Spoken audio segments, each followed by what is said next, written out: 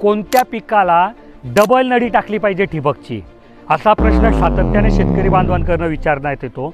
तर बघा, एकाच बाजूला नळी टाकल्याने काय होतं की त्या बाजूला पाणी पडल्यामुळे झाडाचे जे मुळं आहेत ते त्या बाजूला जास्ती वाढतात आणि मग दुसऱ्या बाजूला झाड कमजोर होतं।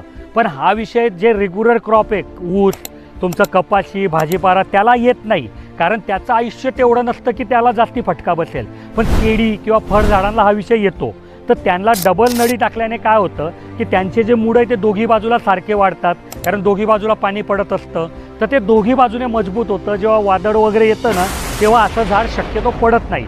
केळीमध्ये हा अनुभव सातत्याने येतो की एकाच बाजूला नळी टाकली आहे तर दुसऱ्या बाजूला मुळं वाढले नाही, म्हणून त्या बाजूला झाड पडून गेलं, तर तो एक फायदा होतो। दुसरा डबल नळीचा फायदा काय होतो की दोघी बाजूने पाणी भेटल्यामुळे जास्ती योग्य प्रमाणात त्याला न्यूट्रियन्स भेटतात।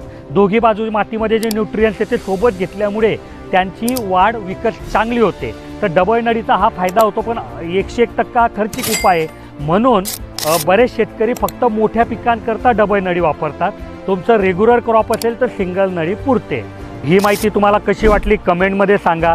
ठिबक सिंचन, स्प्रिंकलर सिंचनाबद्दल अशीच काही प्रश्न तुमच्या मनात असतील तर तोही कमेंटमध्ये विचारा, मी पुढच्या व्हिडिओमध्ये त्याचं उत्तर द्यायचा प्रयत्न करेल। आणि तुम्हाला असं वाटतं की बाबा आत्ता कोणत्या तरी इंजिनियरशी बोलून तुमच्या मनात जे खूप सारे प्रश्न आहेत त्याचे उत्तर मिळवता आले पाहिजे, तर आमचे इंजिनियर तुमच्या सेवेसाठी सकाळी 8 ते संध्याकाळी 6 उपलब्ध असतात। तुम्ही त्यांना कॉल करू शकतात, ते तुम्हाला पूर्ण माहिती देतील। हो, आणि व्हिडिओला लाईक, चॅनलला सबस्क्राईब करायला विसरू नका।